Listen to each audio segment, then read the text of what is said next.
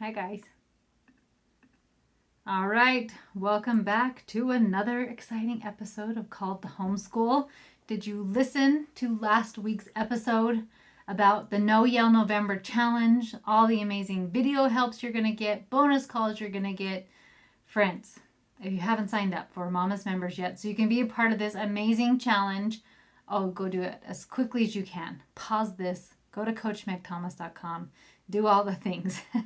Last episode, I went into all the details, everything you're going to get, what the calls, what the videos will have, the calls, all those things. I really want to help you this year to really make this an amazing year with this amazing habit. So, what a fun way to start 2022 with the new habits of not yelling at your kids. Imagine what that will start creating for your family. So, go check that out. Okay. Mom guilt. This has been coming up in coaching. I'm hearing it from my friends. I'm hearing it in coaching. I'm hearing it. I even feel it sometimes. I have some clients who work and homeschool their kids, friends, myself, all those things, and people feel very guilty when they work. But it's not only moms, working moms, who feel mom guilt.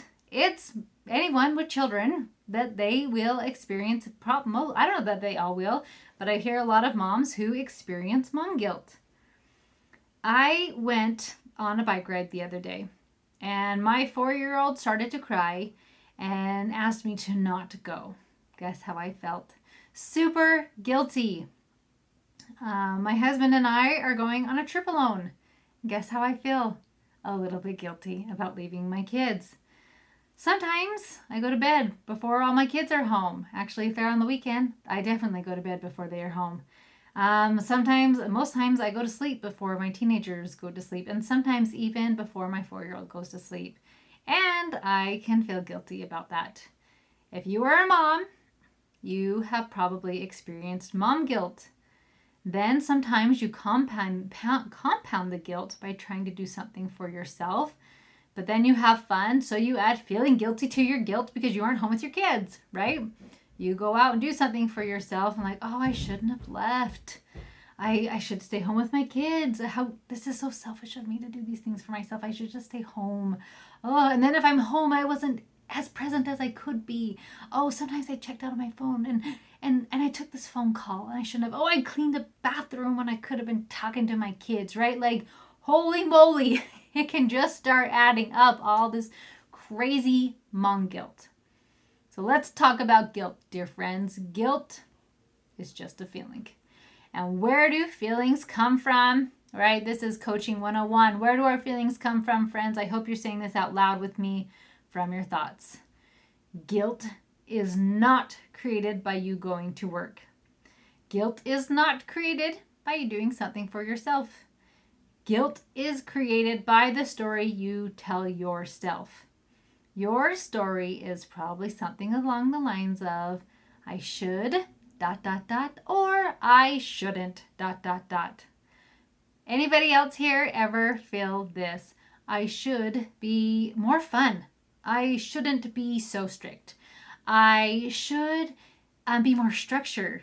I shouldn't be so, whatever the story is that you have. I know when I started working, I've had Hippie Mama as a business for years. But it wasn't until, I don't know, 2 or 3 years ago, maybe 3-ish years ago, that I really made work hours and was really working. And you better believe I started to feel guilty about that. I had really good stories. That's just a nice way to say nice excuses. Crappy excuses is what they are. I just had excuses of that I have little kids. This isn't fair to these little kids that I'm working. I shouldn't be doing this. I don't need to be doing this, right? I had stories about my big kids got a more present mom. Why wouldn't I do that with my little kids? I didn't work when my big kids were little. Why am I choosing to work now? Those thoughts, surprise, surprise, were not serving me. So I decided to question them. I thought about the kind of mom I was when my big kids were little. So this was funny. So you have a story on default, right? So my story was, this isn't fair to George, or even Briggy, he's 10, right? But I didn't work with my big kids so they would have been, I'm trying to think of the math. I'm getting it all screwy. So my oldest would have been like 17-ish when I started working more regularly and more consistently. So I had this image in my mind of like Mary Poppins or something, of me just being this delightful mother and just feeling like I was robbing George and Brig of this experience that I gave my big kids. So I really started to question that story I told myself and really dug in. What kind of mom was I when my big kids were little? So I had my first 5 kids in 6 years. So guess how present I was during that time. When I am pregnant, I do not feel like doing anything. I sit on my bum. I will read any book series that anybody will give me. I will, if my kids, I am not a hard sell on like, should we watch a movie? I'm like, I really don't care. Sure, turn it on. Like, I don't want to do anything. I am not very present when I am pregnant. Then add in when you have a newborn. Guess how much I feel like making crafts or doing all these different things? 0%. I was up all night with a baby, or I'm nursing, or I'm doing all these things. So I had this story in my head that, oh, I was so available, thinking that I am my personality, not my personality, but the tools that I have now where I'm calmer, where I'm more patient and those types of things, thinking that's what my big kids got because I was just this Mary Poppins type mother that was always available for my kids. But the truth of it, even though I wasn't working, still wasn't available. I was pregnant a lot. I was nursing a lot. I attempted an Ironman. So then I added training in that with all that homeschool and stuff. So I wasn't as always available like I thought I was. I wasn't as patient as I am now, and I was much snippier with my big kids when they were little. I also thought of all my skills my big kids have by me not always being available. Who was this that joked? I can't remember. It was in a homeschool co-op or something like that they needed some kid to do something. They said, grab a Thomas kid. They'll figure it out. Right? Because there were so many of us, and I was having babies and everything else going on in our lives, that my kids had to become very independent. And I thought, what a great blessing by me not always being available, because my kids know how to cook for themselves. They can clean for themselves. They can figure out how to get themselves where they need to be. So then I started to poke holes in my own story of this thought that I had that George and Brig are getting the short end of the stick, that I'm not always available. By looking at the time I thought I should be spending with them, I completely ignored how much time I actually do spend with them. Here's the deal. I still homeschool my kids. I take my kids to CrossFit with me a couple times a week, sometimes even more than that. I take them hiking with me. I take them on adventures. I eat meals with them. I play games with them. I read stories to them. I listen to them just talk. We go outside and play. We do all these awesome things. And then we'll just like look at this portion of our day where we work. Or like, if you're like me, I do a big chunk one day a week and then little bits of the other days of the week.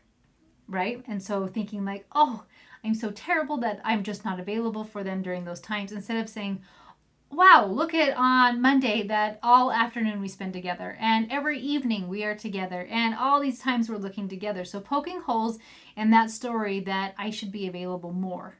And instead started looking at it at all the times I am available. Saturday, I'm all yours. Sunday, I'm all yours. We homeschool every morning together, right? We go on adventures on Fridays. We do all this awesome stuff. And when I get into that mom guilt and those thoughts, I start not looking at all the ways I already am awesome and all the ways that I'm kicking butt. Which then, when I forget to do those things, then I get into mom guilt, right? So you don't always have a choice of thoughts that pop into your head. So I've been thinking about this, right? Like, I had the thought pop into my head that I should be spending more time with my younger kids. And then I entertained that thought and thinking of ways like, oh, here's where I didn't spend time with them. I was talking to a client, or I answered an email. I did whatever. And it was work specifically that I was like, this is time that's not okay to spend with my kids.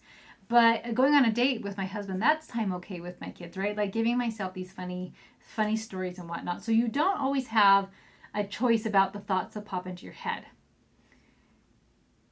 But I wanted to put out there that only thoughts that just pop into your head, right? Sometimes we intentionally think about things, but sometimes when we just have those thoughts that pop into our head, there are two opposing teams putting thoughts into your head. One is light and one is dark, right? One comes from God and one comes from the adversary. So if you are continuing to have thoughts that you're not enough, you should or shouldn't be doing more around the house. You should be with your kids more. You shouldn't be with your kids so much. You should work more. You should work less. You should do more fun activities. You shouldn't do more activities, right? Like all the shoulds. Like if you were enough, this wouldn't be a problem. You wouldn't feel guilty for all of those types of things. I want you to cast those thoughts back down to hell, right where they came from. So how do you know if a thought that pops into your head, because you could really legitimately say like, well, maybe I am working too much. Like, could I look at this and all those things? So this is something I want to challenge you. So how do you know if a thought is helpful or hurtful? And I want to go right to the scriptures for this. In Moroni 7:16 and 17, for behold, the Spirit of Christ is given to every man, that he may know good from evil. Wherefore I show unto you the way to judge. For everything which inviteth to do good, and to persuade to believe in Christ, is sent forth by the power and gift of Christ. Wherefore you may know it with a perfect knowledge it is of God. But whatsoever thing persuadeth men to do evil, and believe not in Christ, and deny him, and serve not God, then you may know with a perfect knowledge it is of the devil. For after this manner doth the devil work. For he persuadeth no man to do good, no, not one, neither do his angels, neither do they who subject themselves unto him. So if a thought pops up into your mind and it invites you to do good, you know, we could read a book. I have free time this afternoon. I should read a book with my kids. I could read a book with my kids. Like, oh, that seems like a good thought. Or if a thought pops up in my head that you're a terrible mom because you could have read a book with your kids last night and instead you decided to go to sleep, or you went out with your girlfriends or whatever. That is not good, right? That is, I have turned to persuadeth men to do evil. And I think of that with telling us that we're not enough, and those dark thoughts like, if I'm not enough, there's only one source of that comes from. So if guilt is just a feeling created by a thought, can you imagine how much the adversary tries to use that against women with our children, and how much time we spend with them, and how much, because even before I started working and whatnot, I would have mom guilt of like, well, I have so many kids. Maybe I shouldn't have had so many children. Or did I spend enough time with kid A that I spent with kid D? Like all these things. Those thoughts don't come from God. Those thoughts of that you're doing the best you can. Your kids are okay. God will fill in the gaps. I will totally fill in the gaps. As I think about that, of thoughts like that help. Like, no, I can't be everything to all my children at all times. And that's okay because God's going to fill in the gaps. To me, that is helpful. And helps me to get out of this mom guilt of like, I should be available 100% of the time. It's not feasible. So I just really liked this. Remembering that guilt is created by a feeling which comes from a thought. And if that thought is good, then it comes from God. And God could say, you know what, maybe do cut back on your work.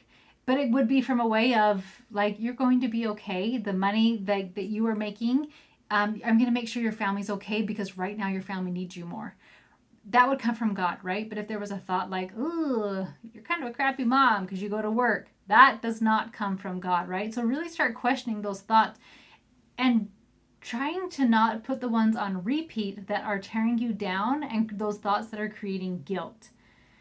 When I have thoughts that are on repeat that create guilt, I like to have a new thought ready to attack the old one. Right? So if I have an old thought, like you should spend more time with your kids, that is creating guilt. Not like, ooh, that would be fun to spend more time with my kids. But like, you're a bad mom unless you spend more time with your kids. So if I have a thought like that, I have one ready.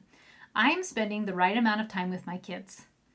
If I have an old thought, good mom should always be available. That's one of my thoughts. Oh, that seems so sweet and innocent, doesn't it? Like, oh, a good mom should always be available.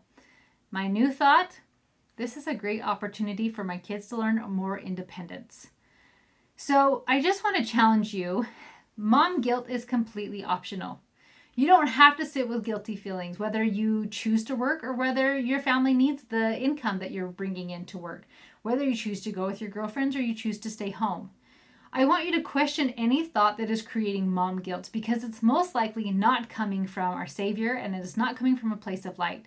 Satan always wants to tear us apart, tear his families apart, right? Can you imagine how proud of himself he is when he's like, oh, I got her to feel guilty again? And then how is she going to show up with her kids? She's not going to show up her best self. She may be snippy. She may not do all the amazing things that she normally would have done.